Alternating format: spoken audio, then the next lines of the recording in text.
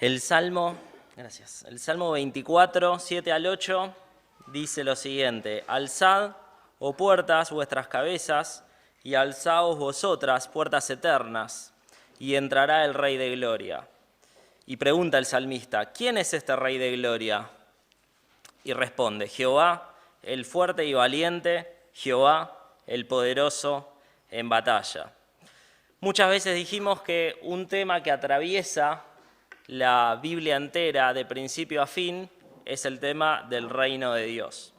Desde Apocalipsis, ya en el Edén, vemos que Dios estableció un reino y vemos que ese reino llega a su culminación y su manifestación más gloriosa en el libro de Apocalipsis, al final de la Biblia.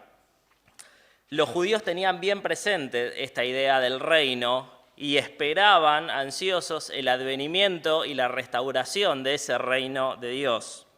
Y el Evangelio de Mateo busca demostrar que esa esperanza del reino, y fundamentalmente centrándose en la persona del rey, que era heredero de David, se cumplen en la persona de Jesús. Desde el primer capítulo, donde Mateo nos dice que el libro que él escribe tiene que ver con la historia de Jesús, el hijo de David.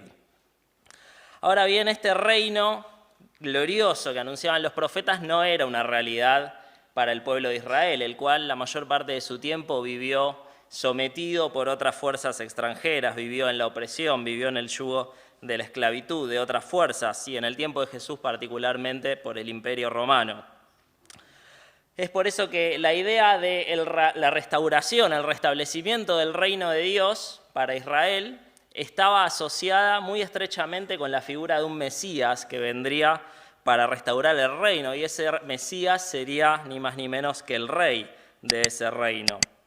En los tiempos previos a Jesús y en los tiempos de Jesús, la esperanza mesiánica estaba asociada fundamentalmente a un guerrillero, a un caudillo que pudiera restablecer mediante la fuerza militar y política el reino a Israel. Y varios se habían levantado en los siglos precedentes al nacimiento de Jesús que habían intentado hacer esto. Algunos lo lograron por algún tiempo, luego el Imperio Romano volvió a vencerlos.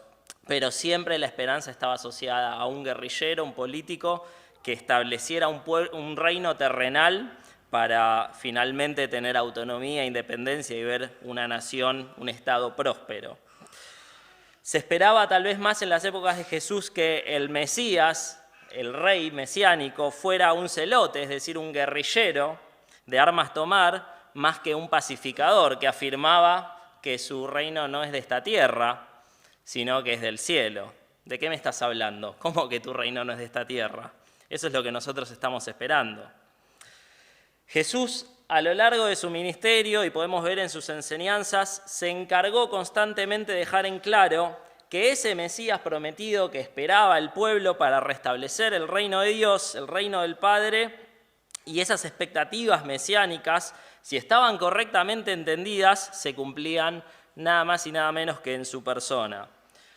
Ya desde el principio de su ministerio, Lucas registra cuando allí en la sinagoga de Nazaret, Jesús, el hijo del carpintero, se para, toma el rollo de Isaías y lee aquel fragmento donde dice: el Espíritu del Señor está sobre mí, por cuanto me ha ungido para dar buenas nuevas a los pobres. Me ha enviado a sanar a los quebrantados de corazón, a pregonar libertad a los cautivos y vista a los ciegos, a poner en libertad a los oprimidos, a predicar el año agradable del Señor, el año en el que el reino finalmente sería establecido y todo eso que Jesús mencionó se cumpliera. Y Jesús dice: esta profecía, cerrando el rollo, se ha cumplido hoy delante de ustedes. Marcos, por su parte, se ocupa de demostrar que Jesús es ese libertador profetizado por Isaías que vino a liberar a las personas, pero no necesariamente del yugo de un imperio opresor, sino de las fuerzas del mal. Y es así que vemos página tras página de Marcos cómo Jesús libera a los endemoniados, a aquellos que estaban cautivos. Vemos también que las sanidades de ciegos que Isaías anunciaba son algo constante en el ministerio de Jesús, entre muchas otras cosas que vemos que se cumplen en él. La predicación de Jesús se centraba, por lo tanto, en el advenimiento del reino de Dios. ¿Cuál es el tema acerca del cual más enseñó Jesús? No enseñó más acerca del amor, del cielo, del infierno, enseñó acerca del reino de Dios y el reino de Dios que se acercó en su persona. El año agradable del Señor, como decía Isaías, que había llegado hasta los hombres. Sin embargo, la esperanza mesiánica del pueblo asociaba al Mesías con la figura de un rey político, un rey guerrillero, como decíamos. Jesús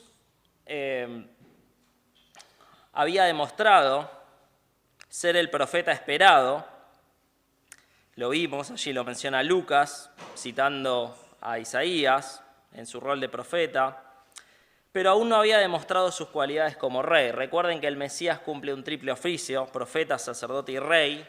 El oficio del sacerdote lo vemos fundamentalmente en la carta a los Hebreos, pero el oficio regio de Jesús aún no había sido manifestado en su plenitud, ni siquiera un atisbo de él.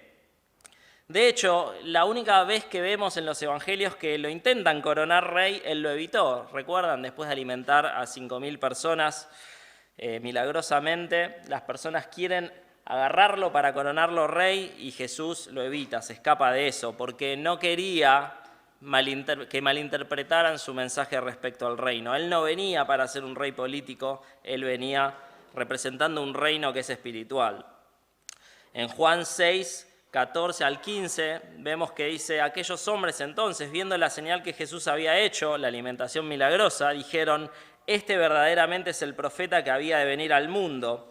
Pero entendiendo Jesús que iban a venir para apoderarse de él y hacerle rey, volvió a retirarse al monte él solo. La faceta regia de Jesús, la faceta real de Jesús como Mesías rey, se hace entonces evidente y se manifiesta por primera vez en todo su esplendor en la escena que acabamos de ver en el video, en su entrada a Jerusalén. La pregunta que surge al leer el pasaje que contiene la entrada triunfal, la así llamada entrada triunfal de Jesús a Jerusalén, en particular en Mateo, está en todos los evangelios, pero en particular en Mateo, nos presenta una pregunta: ¿para qué vino este rey? ¿Para qué vino este rey? Si finalmente una semana después o pocos días después de esa entrada fue crucificado y fue muerto, y si dice que no trae un reino terrenal, sino que su reino es distinto, de una naturaleza distinta, ¿para qué vino? Si no vino para gobernar, entonces, ¿para qué se acercó a Jerusalén y entró como si fuera un rey? Vamos a tratar de responder esa pregunta en esta noche, y para esto vamos a leer el pasaje que está en Mateo capítulo 21. Eventualmente nos vamos a apoyar de los otros evangelios también y de otros pasajes, pero fundamentalmente vamos a leer el relato de Mateo y vamos a tratar de responder esta pregunta: ¿para qué vino el rey? Y algunas otras preguntas que puedan ir surgiendo en el camino. Mateo 21 dice lo siguiente: cuando se acercaron a Jerusalén y vinieron a Betfagé, al monte de los olivos, Jesús envió 2 discípulos, diciéndoles: id a la aldea que está enfrente de vosotros, y luego hallaréis una asna atada y un pollino con ella. Desatadla y traédmelos. Y si alguien os dijere algo, decid: el Señor lo necesita, y luego los enviará. Todo esto aconteció para que se cumpliese lo dicho por el profeta, cuando dijo: decid a la hija de Sión, he aquí tu rey viene a ti, manso y sentado sobre un asna, sobre un pollino, hijo de animal de carga. Y acá Mateo lo que está haciendo es citar Zacarías 9:9. Y los discípulos fueron e hicieron como Jesús les mandó, y trajeron el asna y el pollino, y pusieron sobre ellos sus mantos, y él se sentó encima. Y la multitud, que era muy numerosa, tendía sus mantos en el camino, y otros cortaban ramas de los árboles y las tendían en el camino. Y la gente que iba delante y la que iba detrás aclamaba, diciendo: Hosana al Hijo de David. Bendito el que viene en el nombre del Señor. Hosana en las alturas. Cuando entró él en Jerusalén, toda la ciudad se conmovió, diciendo: ¿quién es este? Y la gente decía: este es Jesús, el profeta de Nazaret de Galilea. La primera pregunta que surge al leer este relato es: ¿quién es el rey?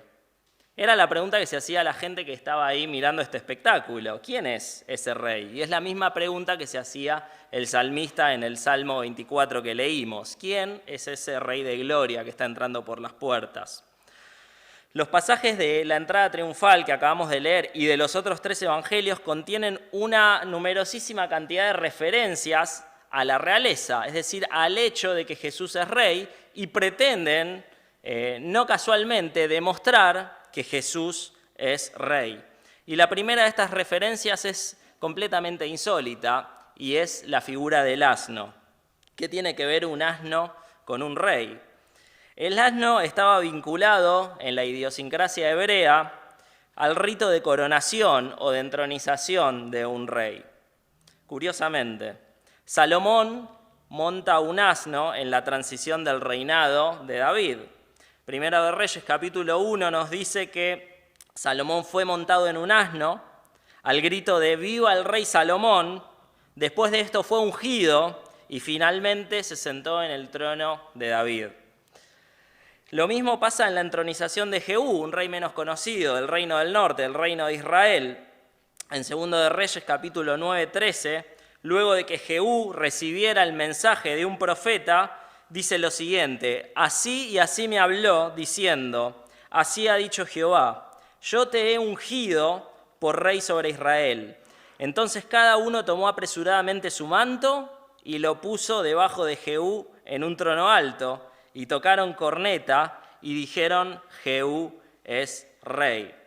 Si leemos el pasaje completo, vemos ahí bien cómo Jehú monta un asno y la gente tira sus mantos para que él pase por encima y finalmente es entronizado. Es un pasaje largo, después lo pueden leer. En Zacarías capítulo 9, versículo 9, que es la profecía que cita, un tanto parafraseada Mateo, dice: «Alégrate mucho, hija de Sión, da voces de júbilo, hija de Jerusalén. He aquí tu rey vendrá a ti justo y salvador, humilde, y cabalgando sobre un asno, sobre un pollino, hijo de asna». La imagen del asno a nosotros, que tal vez no nos dice mucho, pero para la gente de aquella época que vivían día a día expectantes del retorno del Mesías que restaurara el reino y que estaba profetizado que vendría en un asno, ver a Jesús montando un asno decía efectivamente mucho. Era una imagen muy elocuente. Y el asno también nos habla acerca de la soberanía del rey. Los reyes tenían la potestad de requisar medios de transporte. ¿Vieron cuando a veces vemos una serie norteamericana y una persona saca su placa y dice: FBI, deme el auto, y se sube y va persiguiendo a un ladrón? Bueno, un rey podía hacer eso. Entonces va y les dicen: vayan a tal lugar a los discípulos y ahí van a ver el medio de transporte y ustedes lo requisan. Y si alguien pregunta algo, le dicen: el Señor lo necesita, el Señor lo necesita. Y simplemente lo agarran y se lo llevan, y así es como ocurrió. Ahora, otra imagen que nos habla del carácter regio de Jesús en este pasaje tiene que ver con el Monte de los Olivos. El Monte de los Olivos era, en la imaginería hebrea, aquel lugar por el cual iba a aparecer el Mesías. Las profecías hablaban de eso, por todos lados. Zacarías 14 profetiza lo siguiente, dice: «He aquí, el día de Jehová viene». Y dice más adelante: «Y se afirmarán sus pies en aquel día sobre el monte de los olivos». Y más adelante dice: «Y Jehová será», ¿qué cosa? Rey sobre toda la tierra. El día de Jehová viene, se afirmarán sus pies en el monte de los olivos y será rey. La puerta oriental de la ciudad estaba justo enfrente del monte de los olivos, la puerta que solían llamar la dorada, la puerta dorada. Y esa es la puerta por la cual entra Jesús. Se nos dice en los relatos de la entrada triunfal que Jesús viene por el Monte de los Olivos y luego entra a la ciudad, por la puerta que está justo enfrente del Monte de los Olivos. Y esa puerta tiene una fuertísima, una marcadísima impronta mesiánica, incluso hoy en día. Si ustedes tienen su celular a mano, están autorizados para buscar Puerta Dorada o Puerta Oriental de Jerusalén y van a ver algo muy llamativo, que es una puerta que no se abre. Es una puerta que está completamente bloqueada por piedras. Más que una puerta, es un muro. ¿Por qué? Porque incluso hoy en día ese bloqueo se hizo en la época medieval, ahora unos 500, 600 años atrás, que los judíos tenían la esperanza que incluso hoy tienen de que cuando finalmente aparezca el Mesías va a pasar por esa puerta. Esa puerta está exclusivamente reservada para el advenimiento del Mesías cuando establezca su reino. Y hay algo muy llamativo si ven una imagen de la puerta dorada. ¿Qué hay adelante de la puerta dorada?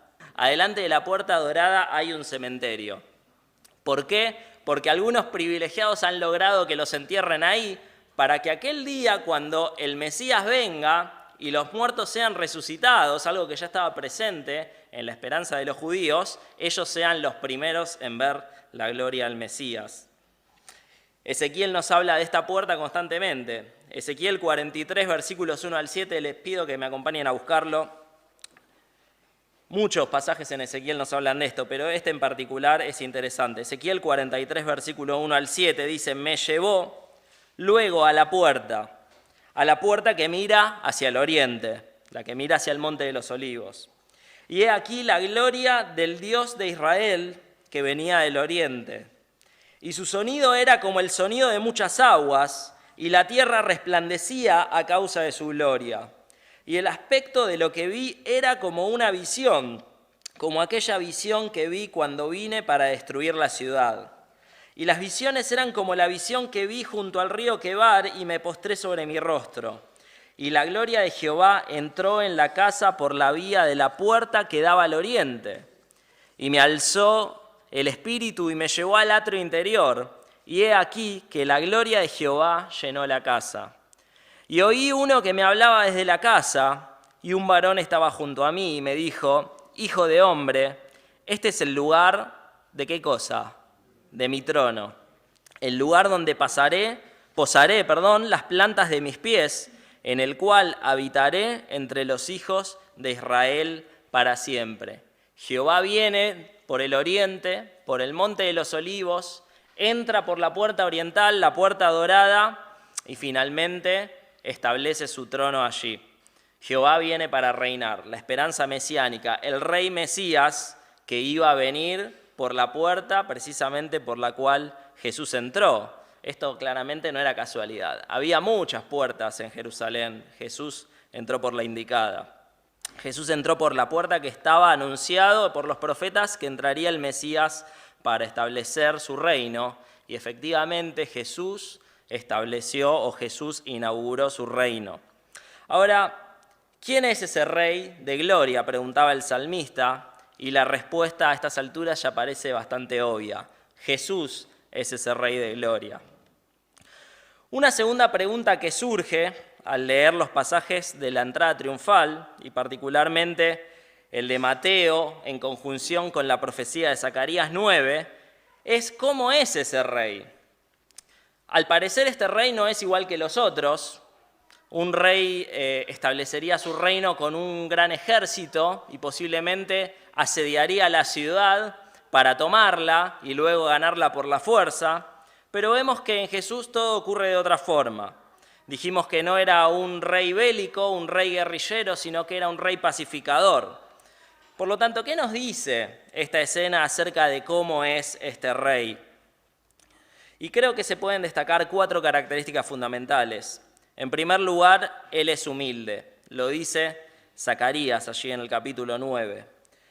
En Mateo 11, Jesús dice: aprendan de mí, que soy manso y humilde de corazón. Aprendan de mí, que soy manso y humilde de corazón. Su entrada triunfal, por llamarla de un modo, denota humildad en todos los sentidos. No vemos a Jesús con ropaje real, no vemos a Jesús sobre un gran caballo blanco, aunque eso también tiene otro simbolismo. Y sí vamos a ver a Jesús en un gran caballo blanco en el último libro de la Biblia, ¿verdad? Ya sea que lo interpretemos literalmente o simbólicamente, da igual, porque lo que está hablando ahí es de que viene como un rey glorioso que viene a vengar a sus enemigos. Y vemos a Jesús que no entra a la ciudad con una gran algarabía, con un gran alboroto, sino que, o al menos no organizado por él, para demostrar pompa ante las personas, sino que entra como un rey humilde. Es un rey pacífico también. El asno, curiosamente, era señal de un reinado de paz. Salomón, dijimos, fue entronizado cabalgando sobre un asno. Y el reinado de Salomón se caracterizó por la paz, ya lo hemos dicho. El nombre Salomón se deriva de la palabra shalom, que es paz. Jehú también, si leemos allí la escena en la cual es entronizada de forma completa, nos habla de que era un rey de paz. En Isaías capítulo 9, versículo 7, se vincula al rey mesiánico con un reinado de paz sempiterna. Dice, la paz no tendrá fin sobre el trono de David y sobre su reino.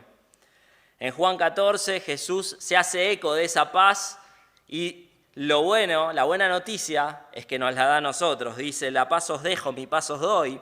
Yo no os la doy como el mundo la da. Y concluye, no se turbe vuestro corazón ni tengan miedo. No se turben, no tengan miedo, porque yo soy el Rey de paz y vine a traerles paz y les dejo paz. Otra cualidad que se destaca en Zacarías 9 respecto a Jesús es que Él es justo, es un juez justo. Una cualidad que no abunda en los gobernantes y que define la esencia del gobernante davídico eterno que reinará en el reino de Dios, Jesús. Y su justicia fue una cualidad fundamental para cumplir el propósito por el cual vino y para cumplir el propósito por el cual aquel día atravesó aquella puerta. Dice 1 Pedro, capítulo 3, versículo 18, porque también Cristo padeció una sola vez por los pecados, el justo por los injustos. ¿Para qué? Para llevarnos a Dios. El justo por los injustos, para llevarnos a Dios. La cualidad de justicia de Jesús era fundamental para que pudiera comprar nuestra salvación. Y una cuarta característica que dice también Zacarías es que Él era Salvador. Él era Salvador y es Salvador. La esperanza mesiánica era ante todo una esperanza soteriológica, salvífica, salvadora. El pueblo esperaba a ese rey que vendría ¿para qué? Para salvarlos. Al rey que vendría para salvarlos. Y Jesús no defraudó en eso, aunque no en el modo que la gente lo esperaba. En Lucas 19:10 Jesús mismo dice, porque el Hijo del Hombre vino a buscar y a salvar lo que se había perdido, y eso nos incluye a nosotros. Estábamos perdidos y Él nos salvó. Jesús entró por esa puerta como rey para salvarnos, ni más ni menos. Ahora, ¿qué esperaba el pueblo de este rey? Es la tercera pregunta que surge al leer este pasaje, porque el pueblo interactúa con el rey y se ve una reacción del pueblo y se ven ciertas expectativas del pueblo. ¿Qué es lo que esperaba el pueblo de este rey? Hay una turba, leímos, que recibe al rey. Y normalmente se suele asociar a esta turba, a este gentío, con los que algunos días después estarían gritando crucifícale, crucifícale. Sin embargo, eso no parece ser del todo correcto. Más bien lo que tenemos acá es una especie de procesión en donde Jesús, que viene, tal como nos lo presentan los evangelios sinópticos, en un viaje ascendente desde Galilea hasta Jerusalén. Si nosotros leemos los evangelios sinópticos, Mateo, Marcos, Lucas, vamos a ver que Jerusalén recién aparece en escena, en esta escena, es decir, al final de la vida de Jesús, y Él centra su ministerio en Galilea, donde es bien recibido por los oprimidos, pero a medida que va ascendiendo hacia Jerusalén va encontrando mayor resistencia de parte de los religiosos, hasta encontrar la mayor de todas las resistencias y ser ejecutado. Entonces, ese viaje Jesús lo va haciendo con discípulos que al principio eran muchos, después fueron menos, pero que lo fueron acompañando a lo largo de su viaje. Y seguramente los que estaban allí adorando, alabando, echando sus mantos, reconociendo a Jesús como rey, eran el séquito que venía con él. Y vemos que los jerusalemitanos, los habitantes de Jerusalén, no saben, no tienen ni idea quién es Jesús. ¿Y este quién es? Preguntan. ¿Quién es este? ¿Quién es este? Y le responden, este es Jesús, el profeta de Nazaret. Entonces, posiblemente quienes lo adoraban era quienes ya lo conocían y habían visto señales en él, y la gente de Jerusalén que luego se opondría fuertemente hacia él era la gente que no tenía ni idea quién era. Ahora bien, que los discípulos que lo venían siguiendo lo conocieran no quiere decir que hubieran entendido su mensaje acerca del reino. De hecho, si seguimos leyendo hasta el final del Evangelio, nos vamos a dar cuenta que no entendieron prácticamente nada de su mensaje concerniente al reino. Dice Juan que estas cosas, en este mismo relato de la entrada triunfal, dice que estas cosas, es decir, todas estas señales del mesianazgo, de la divinidad de Jesús, no las entendieron sus discípulos al principio, pero cuando Jesús fue glorificado, es decir, después de su muerte y resurrección, entonces se acordaron de que estas cosas estaban escritas acerca de él. Ahí es cuando les cayó la ficha. En ese momento, pese a la elocuencia de las imágenes y las profecías que se estaban cumpliendo en Jesús, ellos no entendieron. Al punto de que en Hechos, Lucas registra que los discípulos, en el capítulo 1, versículo 6, después de la resurrección de Jesús, le dicen: Señor, ¿le vas a devolver ahora el reino a Israel? ¿Le vas a devolver ahora el reino a Israel? Todavía no habían entendido que el reino no era de esta tierra. Ahora, si queremos entender la reacción del pueblo frente a esta escena de la entrada triunfal, hay 3 frases que ellos dicen y que nos pueden ayudar un poquito. La primera es: Hosana al hijo de David. Ellos lo reconocen como rey.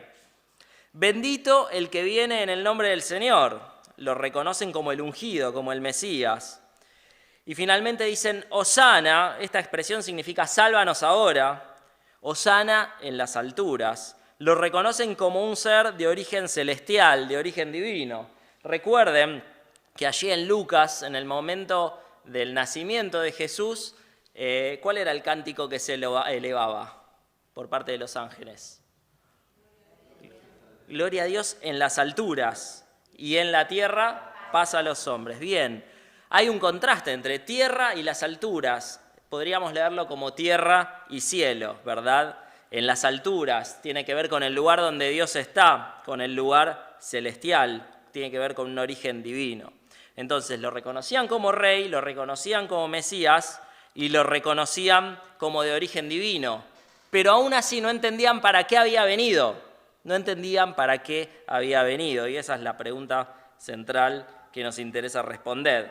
En Colosenses capítulo 3, el apóstol dice que la paz de Cristo reine en vuestros corazones, que la paz de Cristo reine en vuestros corazones. Claro, ellos todavía no habían conocido a Pablo y no tenían esta enseñanza, y no se había escrito la carta a los colosenses, pero básicamente ahí nos está dando una pauta inicial de para qué vino, para que Él reine. ¿De qué manera? ¿Un reino político, un reino terrenal? No, que reine en nuestros corazones. Por lo tanto, ¿a qué conclusión podemos llegar? ¿Para qué vino este rey? Vimos que el pueblo de Israel tenía expectativas equivocadas de un Mesías libertador político. Y en Hechos capítulo 13, Pablo se dirige a judíos y da un discurso y les explica un poquito cómo toda esta esperanza mesiánica del rey que vendría, del reino que sería restablecido, se cumplió en Jesús. Y en ese discurso Pablo da cuenta de que el pueblo de Israel quería un rey y entonces Dios le dio a Saúl y después les dio a David. Y afirma Pablo que de la descendencia de David, y conforme a la promesa, Dios levantó a Jesús por Salvador. Y la conclusión de Pablo en su discurso, que es mucho más largo, yo lo estoy resumiendo, es esta. Dice: sabed pues esto, varones hermanos, porque eran judíos al igual que él, y los trata de hermanos, que por medio de él, de Jesús, se os anuncia perdón de pecados. Por medio de Jesús se les anuncia perdón de pecados. Y que de todo aquello de que por la ley no pudiste ser justificados, es decir, todo aquello en lo cual ustedes fallaron y no pueden presentarse de manera justa delante de Dios, en Él es justificado todo aquel que cree. Aquello en lo cual ustedes fallaron, en Él se cumplió a la perfección. Y si están en Él, si creen en Él, ustedes son justificados, ustedes son declarados justos. ¿Para qué vino el Rey? Para que seamos perdonados nuestros pecados y para que seamos justificados. Y ahora sí concluyo. Tal vez al igual que los discípulos que estuvieron mucho tiempo rodeando a Jesús, hayamos estado viniendo mucho tiempo a la iglesia, a esta u a otra, asistiendo y escuchando sin entender el mensaje central, tal como había ocurrido con los discípulos, sin entender finalmente para qué vino Jesús. Jesús vino para justificarnos por medio de su muerte, el justo por los injustos, como decía Pedro. Y para que sometamos entonces, creyendo en Él y siendo perdonados de nuestro pecado, sometamos nuestra vida a su señorío, dejando que Él nos gobierne en nuestros corazones, desde ahora y por la eternidad, cuando finalmente su reino se hará visible y será sempiterno. Jesús es el Rey del universo, era el Rey de los discípulos, era el Rey de los que gritaron crucifícale, de los soldados que clavaron sus manos y sus pies, de aquellos que se burlaban de Él. Jesús es el Rey soberano aún en la actualidad, es el Rey tuyo y es el Rey mío. Y algún día nos asegura Pablo que toda rodilla se va a doblar y toda lengua va a confesar que Jesús es el Señor. Hasta entonces, vivamos rindiéndonos día a día, cotidianamente, ante su soberanía, ante su reinado, dejando que Él nos gobierne y dejando que Él sea aquel que dirija nuestra vida. Que así sea. Amén.